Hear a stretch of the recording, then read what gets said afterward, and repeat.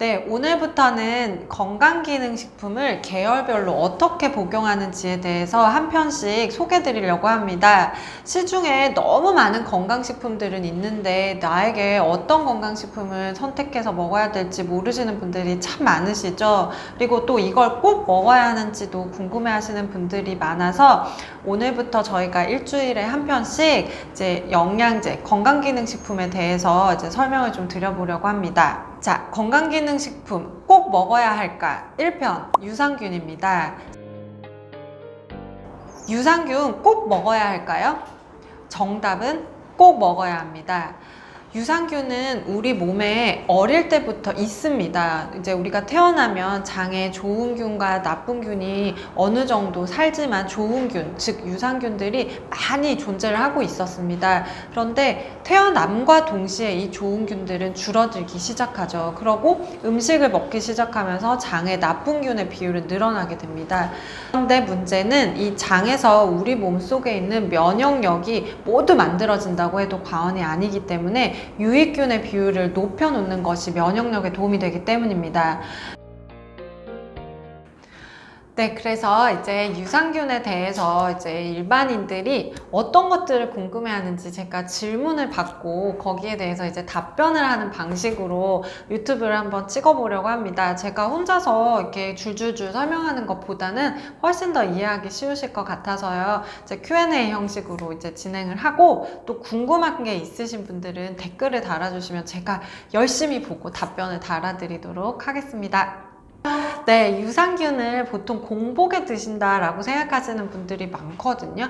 네, 유산균은 공복에 먹어야 장까지 잘 간다라고 하는데 사실은 뭐 정설은 없습니다. 유산균을 공복에 먹어야 되는 건지 식후에 먹어야 되는 건지 뭐 정확한 연구가 되어 있는 건 없지만 이제 유산균이 들어갈 때 가장 중요한 게 뭘까요? 바로 장까지 살아서 가야 됩니다. 얼마나 많은 유산균이 장까지 가느냐가 이제 관건이거든요. 근데 공복에 먹게 되면 장에 위산이나 여러 가지 효소들이 그대로 노출되어 있잖아요. 그러면 유산균이 들어가면 이미 위에서 죽어버리는 거예요. 다이.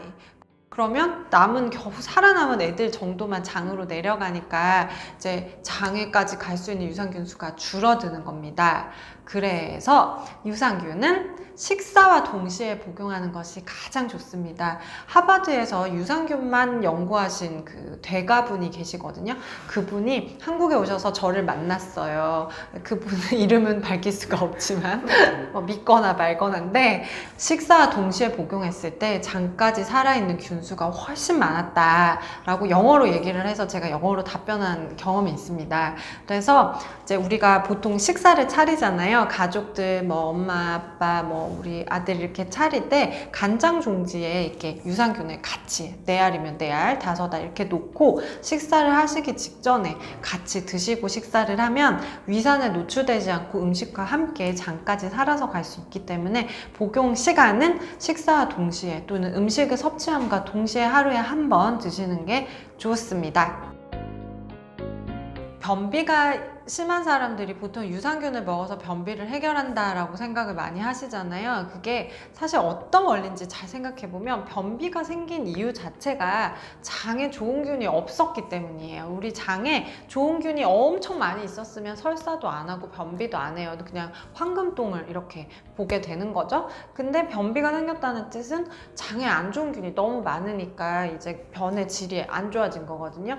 그렇기 때문에 변비가 있을 때에는 반드시 유산균을 섭취하는 게 좋고, 또 중요한 건 유산균을 섭취하면 막 변비가 더 심해지는 사람들도 있거든요. 그 왜 그러냐면 이게 우리가 장에 균의 종류가 정말 100억 가지 종류의 균들이 살고 있단 말이에요. 그 중에서 내가 변비가 생기게 하는 균이 있었던 거야. 그러니까 유산균을 먹었더니 이 균들이 죽어나가면서 이제 변을 더 막 엉망으로 만드는 경우가 있거든요. 그래서 초기에 그럴 경우에는 이제 장내 세균을 먼저 다 죽이고 그 다음에 좋은 유산균을 먹으면 이제 변비가 더 심해지는 그 시간을 갖지 않고도 충분히 변비가 해결될 수 있습니다. 무작정 내가 변비가 심하다고 해서 유산균부터 막 과량으로 섭취하실 거가 아니라 내 장 안에 있는 혹시 나쁜 세균을 먼저 치료하고 유산균을 먹어야 되는 건 아닌가 전문의하고 상담을 한번 해보시는 게 좋습니다. 특히 JM 전문의가 이 부분에는 잘 이제 상담을 해드리니까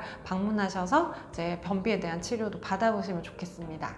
그럼 장내세균 치료는 병원에서만 할 수 있는 거지 건강기능식품으로는 안 되는 네, 거예요? 어렵습니다. 사실 여러 가지 건강기능식품 중에서도 이제 장내 세균을 죽인다고 보고된 게 있어요. 뭐 벨베린 이런 그 추출물들이 있거든요. 근데 걔네들은 장내 세균 죽이는데 효과가 그렇게 뛰어나지는 않아요. 그래서 장내 세균을 죽이는 항생제가 있어요. 노르믹스라고 하는 항생제가 전 세계 유일하게 장내 세균만 치료하는 그 항생제예요. 그래서 이 약을 한 1, 2주 정도 처방을 받아서 먼저 복용을 하고 그리고 나서 이제 좋은 균을 복용하시면 훨씬 더 장이 건강해질 수 있습니다. 유산균을 고르실 때는 이제 들어있는 유산균의 종류와 마리수를 반드시 확인하셔야 돼요. 이제 종류 중에는 락토바실러스라고 하는 균과 그리고 빅피도균이 들어있는 게 굉장히 중요합니다. 아마 많이 들어보셨을 거예요. 그래서 유산균 제품을 사서 뒤를 돌려봤을 때 락토바실러스나 빅피도균이 있는 균이면 그대로 섭취하시면 좋고요. 그 마리수가 굉장히 많아야 돼요. 왜냐면 100억 마리, 1000억 마리를 먹어도 장까지 살아가는 숫자가 그리 많지 않기 때문에 너무 낮은 마리수가 있는 유산균을 선택하게 되면 장까지 살아가는 유산균도 줄어들겠죠. 그래서 마리수가 충분히 있는지를 확인하시는 게 좋습니다. 제품은 되게 많아요. 포스트바이오틱스라고 나와 있는 제품 많은데 그러니까 꼭 나는 반드시 포스트바이오틱스만 먹어야 돼 이런 건 아니에요. 좀 연령대가 있으신 분들은 이제 포스트바이오틱스를 선택하시는 게 아무래도 좋겠죠. 그리고 좀 어린 친구들은 이제 프리바이오틱스나 또는 프로바이오틱스를 드시는 게 좋고 20, 30대나 이런 젊은 연령층은 이제 신바이오틱스 두 개가 그냥 복합되어 있는 거 정도만 드셔도 괜찮을 것 같습니다. 네, 오늘은 그 건강기능식품 꼭 먹어야 할까 1편 유산균 편에 대해서 설명을 드렸습니다. 꼭 유산균을 챙겨 먹어야겠다는 생각이 좀 드셨나요? 더 궁금한 사항이 있으시면 댓글로 남겨주시면 제가 직접 답변을 드리도록 하겠습니다. 그리고 구독, 좋아요 부탁드리겠습니다. 2편에서 뵙겠습니다.